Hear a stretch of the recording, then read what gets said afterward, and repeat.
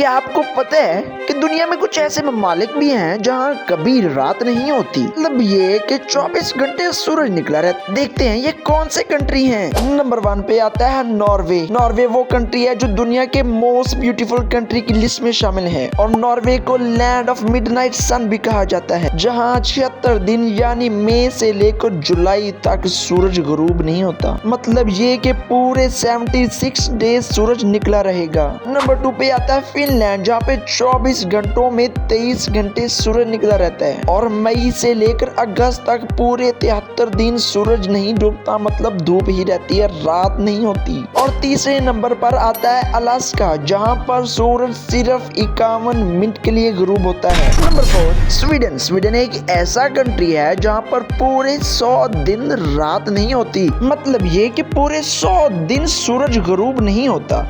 पता नहीं वहाँ के लोग कब सोते होंगे।